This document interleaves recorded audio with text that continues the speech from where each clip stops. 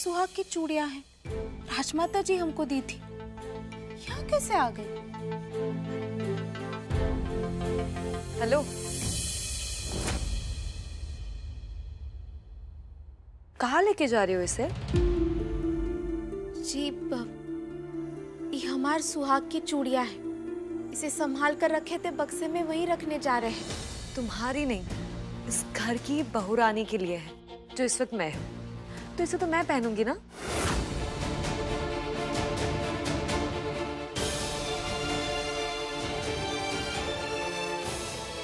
ऐसे कैसे कियारा जी?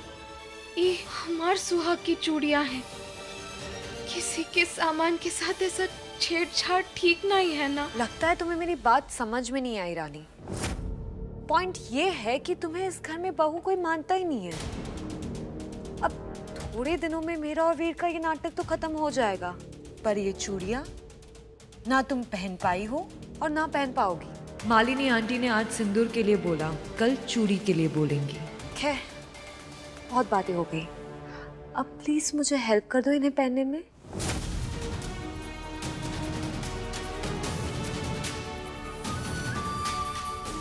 ठीक है, आप खुद ही पहन लीजिए। क्या दिक्कत है?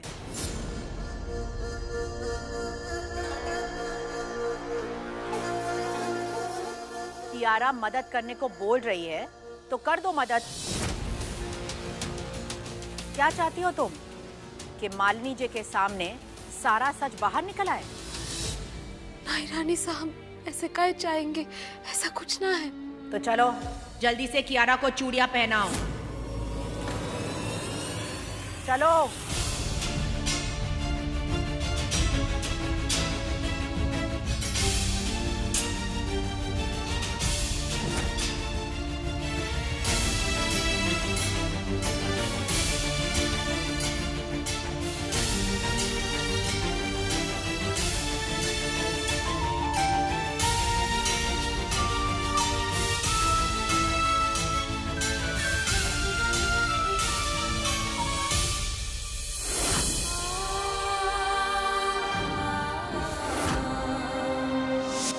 एक बार मांग भर गई तो 7 जन्म का रिश्ता जुड़ गया बिटिया।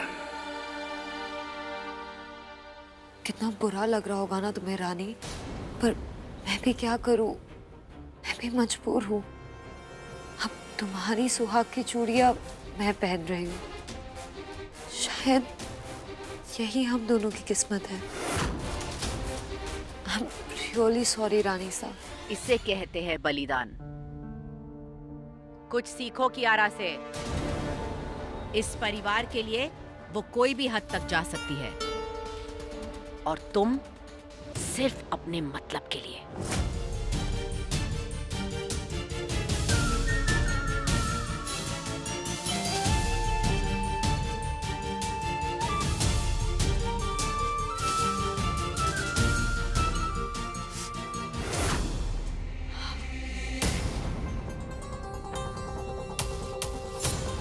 थोड़ा आराम से रानी, मेरा हाथ छिल जाएगा। शायद आपका हाथ हमारे हाथ से पड़ा है, इसीलिए। ऐसा कुछ नहीं है, तुम अच्छे से पहनाओ ना तो चूड़ियां फिट हो जाएगी मेरी कलाई में। ट्राई करो।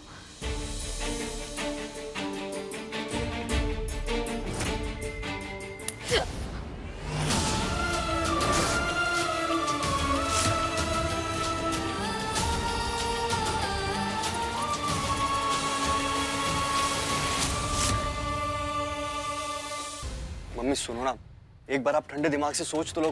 बस जय, इतना बड़ा झूठ जो हमसे कहा गया है उसमें आप भी शामिल है ना? आंटी जी,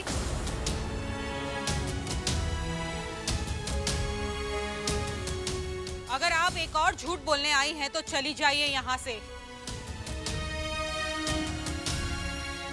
जो कुछ भी हुआ, हम उसके लिए आपसे माफी मांगते हैं। माफी नहीं चाहिए हमें, जवाब चाहिए कि हमारे साथ इस तरीके का बर्ताव करने की क्या जरूरत थी।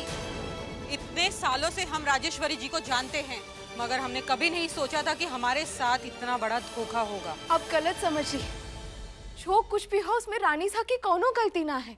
फिर किसकी गलती है? हालात, टेम, किस्मत, अब जो कहना चाहे वो। हमार बाबूजी यहाँ काम करते थे, हम तो केवल उन्हें गांव वापस ले जाने आए थे। लेकिन बखत ने ऐसा 360 डिग्री का गुलाटी मारा कि उनकी जगह हम यहाँ रह गए काम करने। और डॉक्टर साहब का ब्याह भी कियारा जी से ही होने वाला था। सब कुछ सही चल रहा था, पूरा परिवार खुश था। और हम इस सब से दूर अपनी जिंदगी का अलग ही जंग लड़ रहे थे। लेकिन इसे किस्मत का खेल कहिए या माता रानी की इच्छा, हमार जान बचाने के वास्ते डॉक्टर साहब को हमार मांग भरना पड़ गया। जो कुछ भी हुआ उसमें ना ही रानी सा हिस्सा थी और ना ही उनकी मर्जी थी। वो तो हमें इस घर की बहू तक स्वीकार करने को तैयार ना है। लेकिन इसमें भी उनकी कोनो गलती ना है। वो स्वीकार करे भी तो कैसे? हम ना जाने कहाँ गांव से उठकर चले आए। और उनका भी तो सपना था ना कि अपनी इच्छा से एक चौचक बहू लाए इस घर में। और अपने बेटे का ब्याह धूमधाम से करने का सुख सब छीन गया ना। फिर भी देखिए वो कितनी भली है। हमें अपना ही ना है, लेकिन आज तक उन्होंने हमें इस घर से जाने के लिए भी ना ही कहा। अभी उनका बड़प्पन ना ही तो और का है आंटी जी। हम आपसे सच कह रहे हैं, उन्होंने जो कुछ भी किया केवल अपनी बिटिया नंदिनी दीदी के लिए किया। उनको डर था कि कहीं हमारी सच्चाई जानने के बाद आप ये रिश्ता ना तोड़ दे। सब लोगों को लगता है कि रानी सब बहुत ही कठोर दिल की है, पर सच तो ये है कि उनका दिल बहुत ही नरम है, मोम है एकदम। और अफसोस की बात तो ये है कि सबको सबका दर्द नजर आता है, लेकिन रानी सा, उनका दर्द किसी को भी नजर नहीं आता। एक बार, केवल एक बार उनकी जगह आकर सोचकर देखिए, उनका ऐसा झूठ बोलना गलत था। जो भी की अपनी बिटिया के लिए ही तो किया ना उन्होंने। बस एक बार सोचिए।